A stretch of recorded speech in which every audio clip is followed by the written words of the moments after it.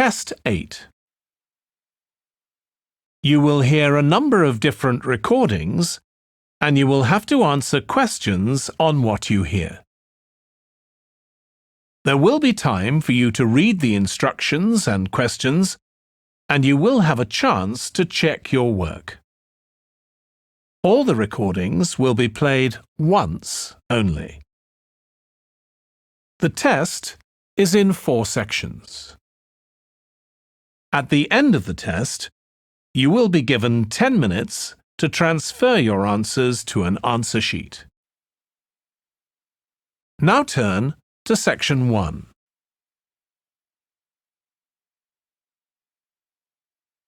Section 1.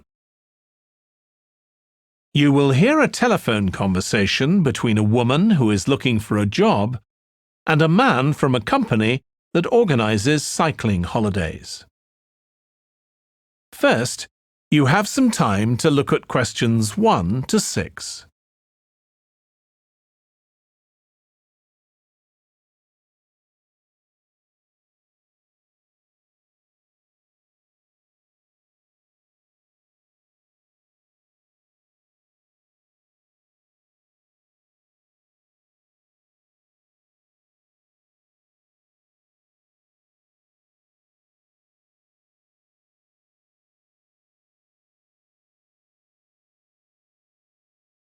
You will see that there is an example that has been done for you.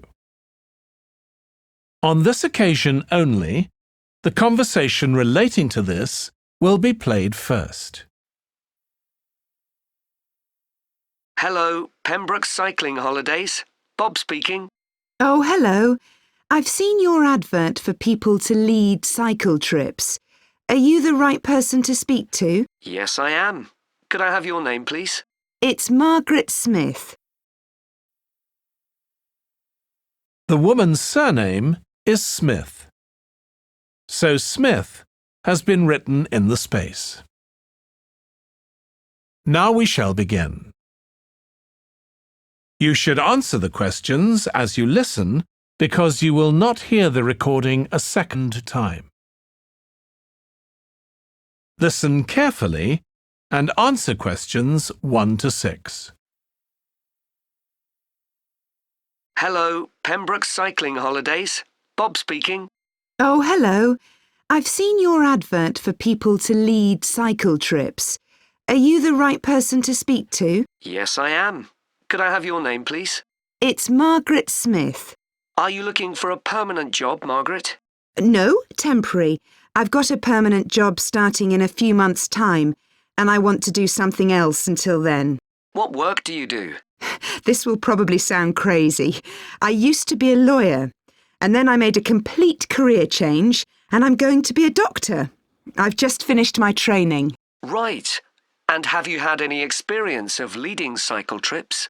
Yes, I've led several bike tours in Africa. The trip to India that I had arranged to lead next month has now been cancelled. So when I saw you were advertising for tour leaders, I decided to apply. OK. Now, we normally have 2 or 3 leaders on a trip, depending on the size of the group. Some tours are for very experienced cyclists, but we've got a tour coming up soon in Spain, which is proving so popular we need an additional leader. It's a cycling holiday for families. Would that suit you? It certainly would. I enjoy working with children, and I probably need some more experience before I go on a really challenging trip. That tour includes several teenagers. Have you worked with that age group before? Yes, I'm a volunteer worker in a youth club where I help people to improve their cycling skills. Before that, I helped out in a cycling club where I taught beginners. Well, that's great. Now, the trip I mentioned is just for a fortnight, but there might be the possibility of leading other tours after that. Would that fit in with your plans? That'd be fine. I'll be free for 5 months. My job is due to start on October the 2nd, and I'm available from May the 1st until late September. Good. Now, is there anything I need to know about the food you eat? We usually have 1 or 2 people in the group who don't eat meat or have some sort of food allergy, so we're always very careful about that. Yes, I'm allergic to cheese. Would that be a problem? No, as long as we have enough notice, we can deal with that. That's great. Before you hear the rest of the conversation, you have some time to look at questions 7 to 10.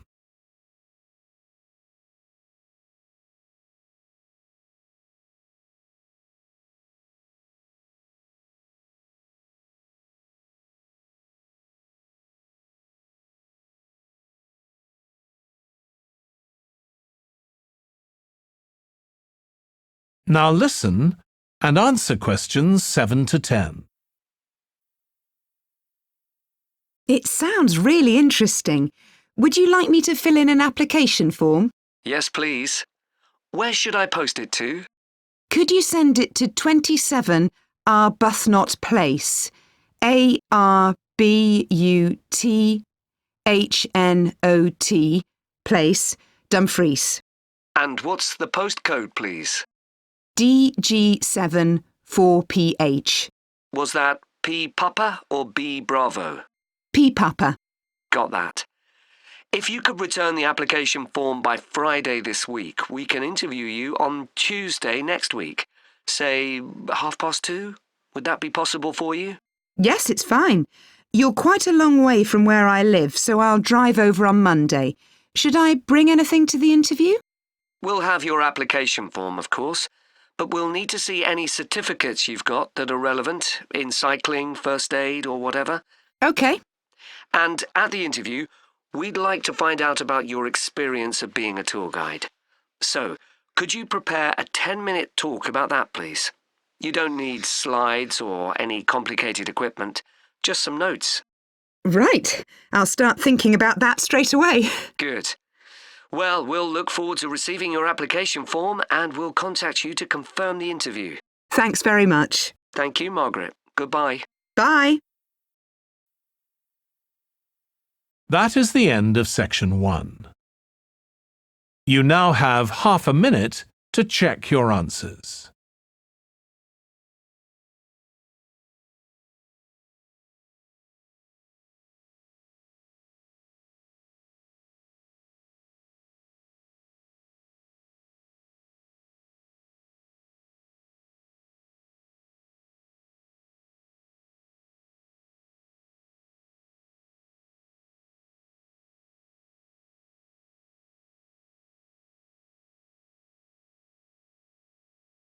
Now turn to section 2.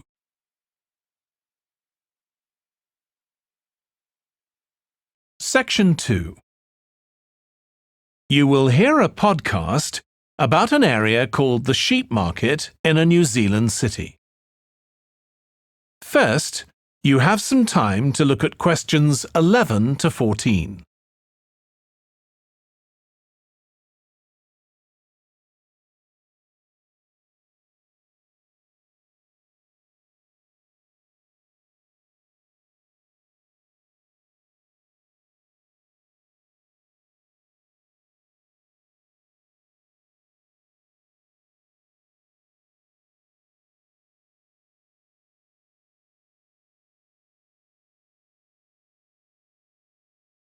Now listen carefully and answer questions 11 to 14.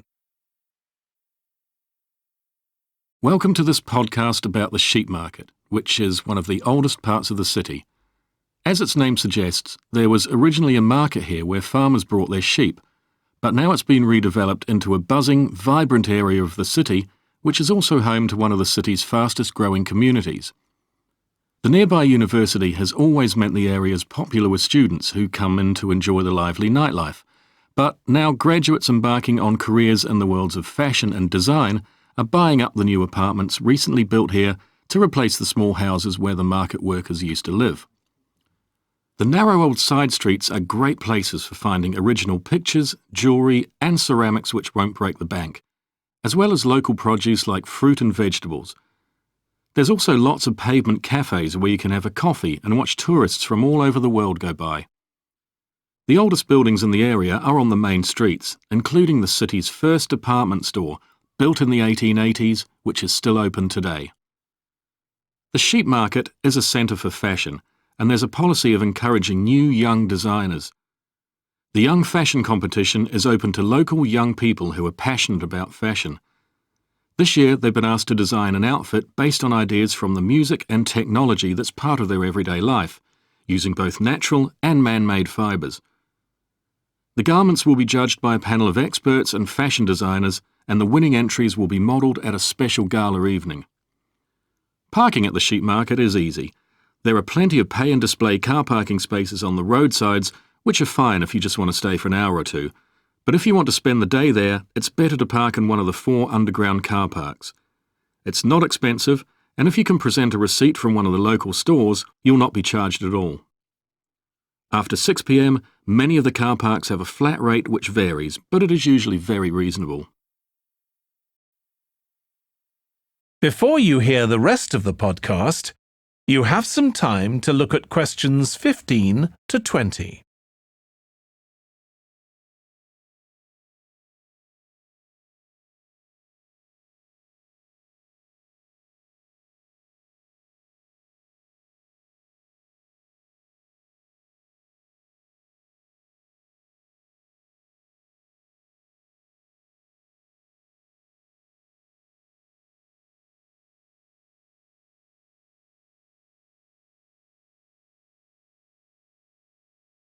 Now listen and answer questions 15 to 20. The sheep market is one of the main centres for art and history in the whole of the country. If you look at our map, you'll see some of the main attractions there. Most visitors start from Crawley Road at the bottom of the map. The Reynolds House is one of the oldest houses in the city and is open to the public. It's on the north side of Crawley Road, next to the footpath that leads to the public gardens. The area is particularly interesting for its unusual sculptures.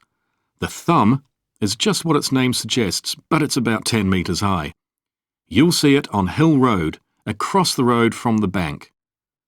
The museum's got a particularly fine collection of New Zealand landscapes. It's on the east side of the sheep market, on City Road. It's on the other side of the road from the public gardens, immediately facing the junction with Hill Road.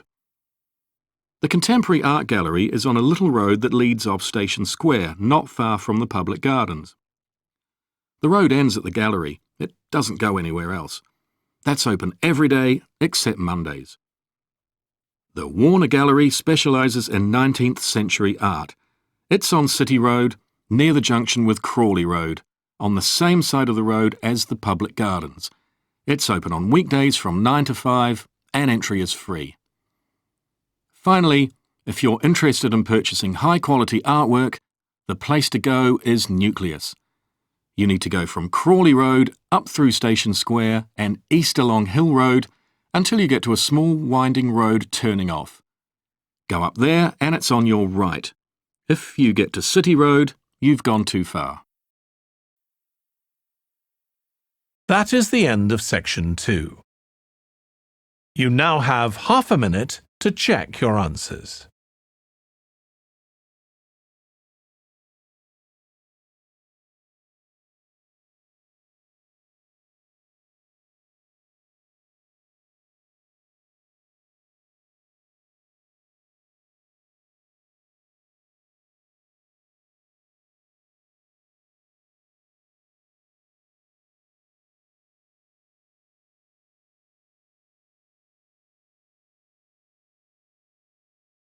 Now turn to section 3.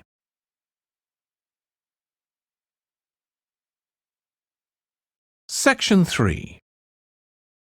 You will hear 2 students, Katie and Joe, discussing a presentation in their film studies course. First, you have some time to look at questions 21 to 24.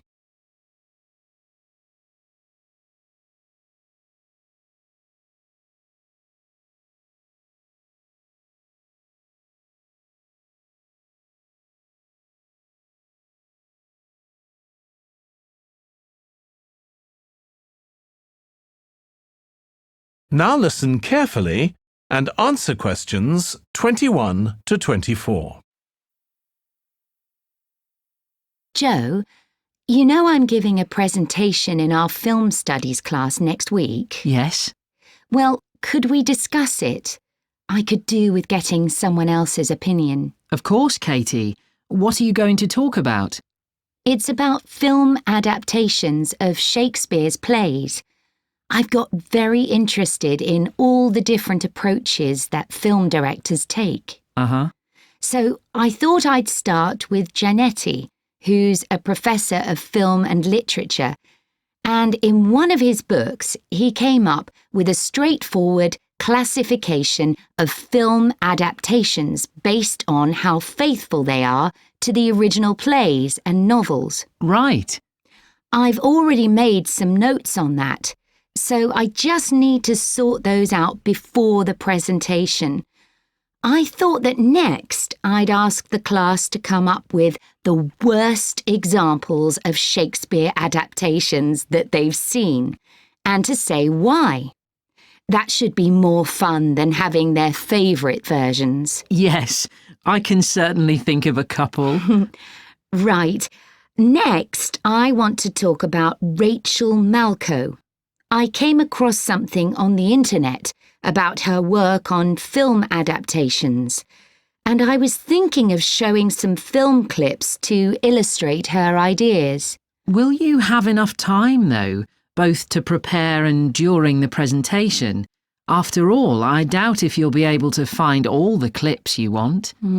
Perhaps you're right. OK, well, I'd better do some slides instead, saying how various films relate to what she says. That should encourage discussion. Next, I want to say something about how plays may be chosen for adaptation because they're concerned with issues of the time when the film is made. You mean things like patriotism or the role of government? Exactly. It's quite tricky, but I've got a few ideas I'd like to discuss. Before you hear the rest of the discussion, you have some time to look at questions 25 to 30.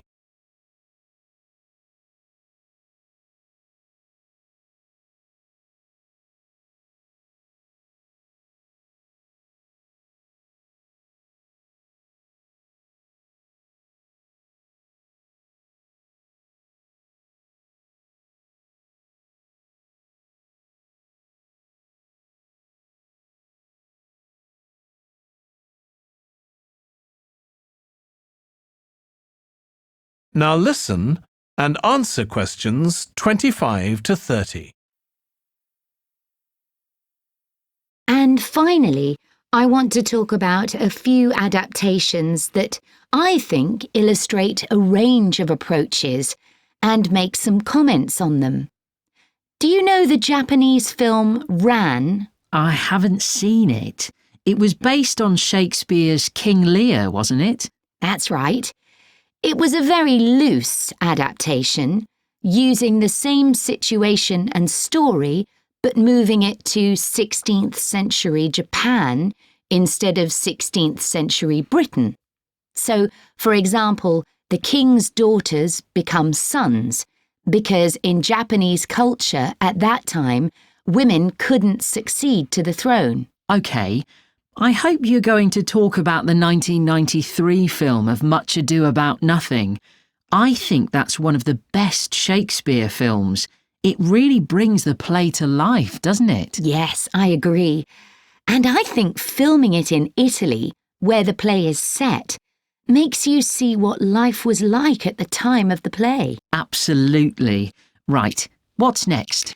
Next, I thought Romeo and Juliet, the 1996 film, which moves the action into the present day. Yes, it worked really well, I thought, changing the two feuding families in the original to two competing business empires, even though they're speaking in the English of the original play.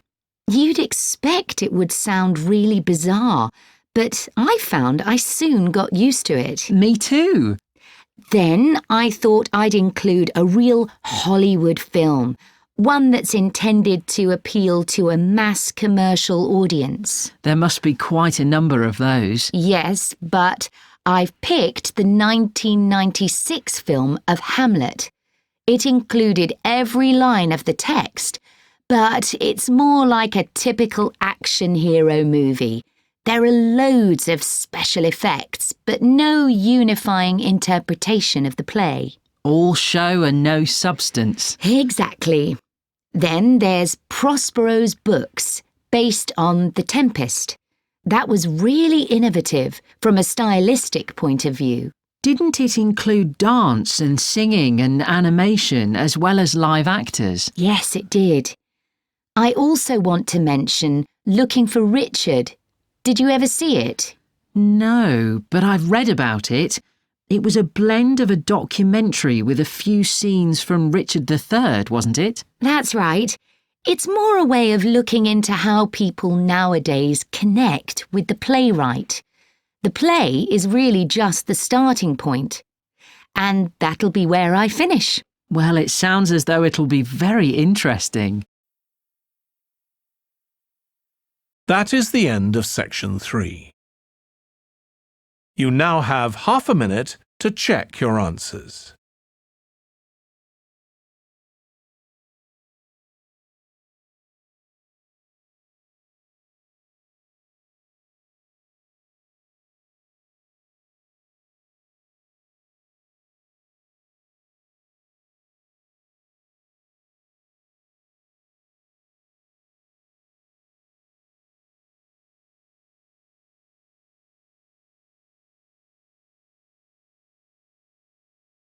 Now turn to section 4.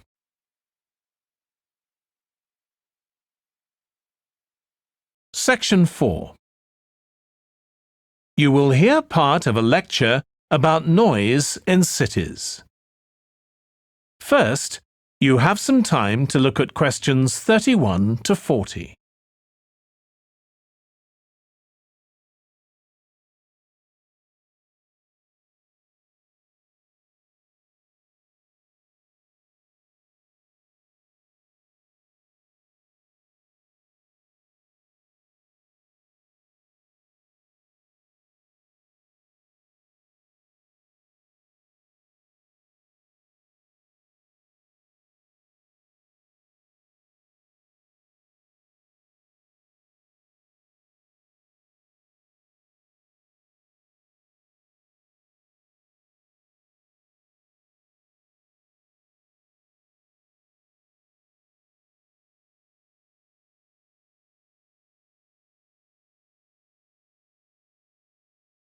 Now listen carefully and answer questions 31 to 40.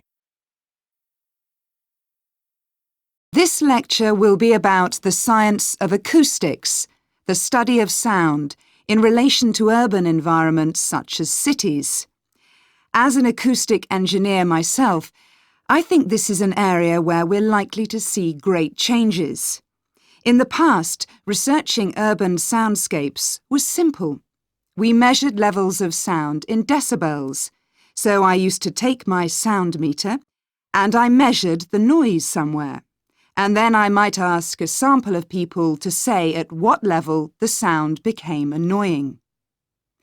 With data like this, acoustic engineers have been able to build up what we call noise maps, maps of the sound environment. But actually, these aren't a lot of use. What they do show is that the highest noise levels are generally on roads. Well, that's not really very surprising. But there's quite a lot going on that these maps don't show, because they can't capture the complex way that sound varies over time. So they ignore important issues such as the noise someone might hear from the open windows or gardens of their neighbours. And this sort of noise can be quite significant in summer. We don't have any databases on this sort of information. As well as that, these records of sound levels take no account of the fact that people vary in their perceptions of noise. So someone like me with years of working in acoustics might be very different from you in that regard. But anyway, Even though these noise maps are fairly crude, they've been useful in providing information and raising awareness that noise matters. We need to deal with it, and so it's a political matter. And that's important. We need rules and regulations because noise can cause all sorts of problems. Those of you who are city dwellers know that things go on 24 hours a day, so city dwellers often suffer from interrupted sleep. It's also known that noise can lead to a rise in levels of stress due to physical changes in the body affecting the composition of the blood. And there are other problems as well. For instance, if school children don't have a quiet place to study, their work will suffer.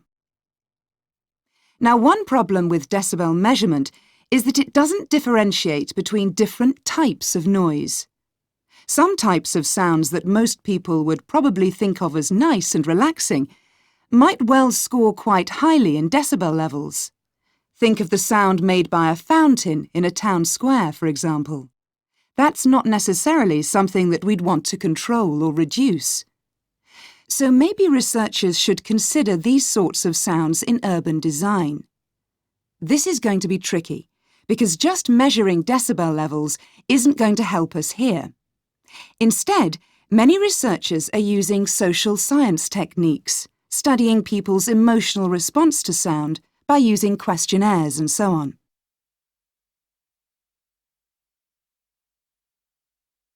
So what exactly do people want to hear in an urban environment? Some recent interdisciplinary research has come out with results that at first sight seem contradictory.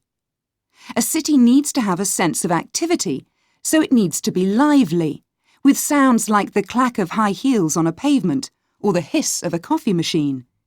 But these mustn't be too intrusive, because at the same time we need to be able to relax. One of the major problems in achieving this will be getting architects and town planners to use the research. Apart from studying the basics of acoustics, these people receive very little training in this area. But in fact, they should be regarding sound as an opportunity to add to the experience of urban living, whereas at present they tend to see it as something to be avoided or reduced as far as possible, or something that's just a job for engineers, like the street drainage system. What's needed is for noise in cities to be regarded as an aesthetic quality, as something that has the qualities of an art form. If we acknowledge this, then we urgently need to know what governs it and how designers can work with it. We need to develop a complex understanding of many factors. What is the relationship between sound and culture? What can we learn from disciplines such as psychology about the way that sound interacts with human development and social relationships, and the way that sound affects our thoughts and feelings? Can we learn anything from physics about the nature of sound itself? Today's powerful technologies can also help us. To show us their ideas and help us to imagine the effect their buildings will have, architects and town planners already use virtual reality, but these programs are silent. In the future, such programs could use realistic sounds, meaning that soundscapes could be explored before being built. So hopefully, using the best technology we can lay our hands on, the city of the future will be a pleasure to the ears as well as the eyes. That is the end of section 4. You now have half a minute to check your answers.